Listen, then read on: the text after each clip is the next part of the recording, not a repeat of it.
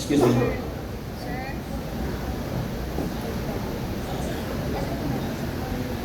Good morning po, Attorney. We'll be shifting to Cassandra Ong.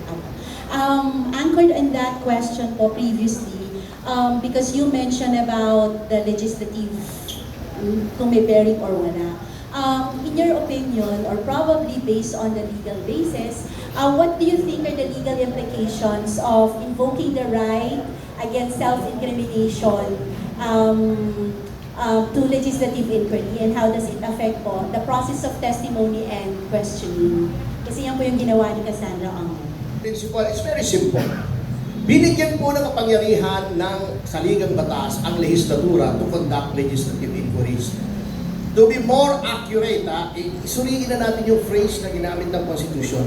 Inquiries in aid of legislation. Okay. Ngayon, binigyan din ng power ang legislatura na magtawag ng resource person. Subpoena, if need be.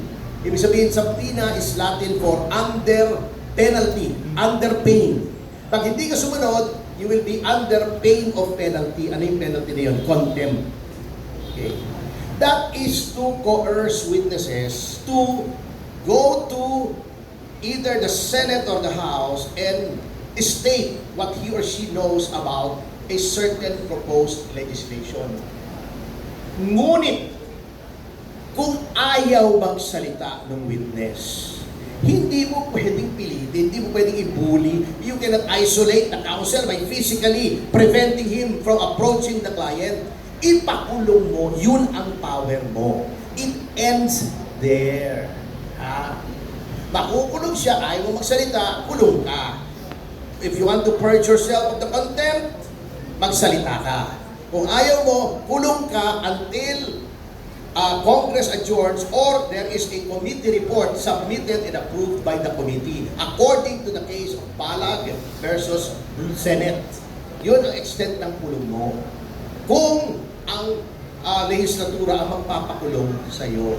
Pero definitely, wala sa kapangyarihan mo na sabihin mo na, hindi, magsalita ka.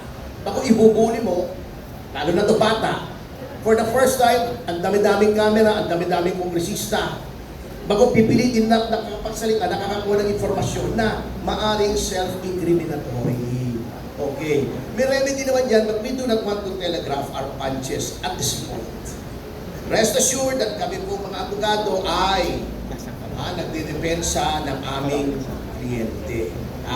Hindi totoo yung sinasabi, pinapatagal lang kasi wala po akong kliyenteng nag-undergo ng legislative investigation na na-convict.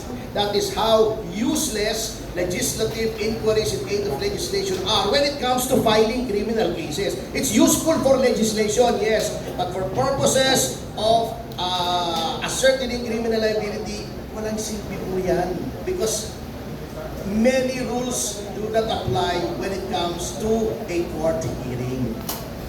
Salamat po.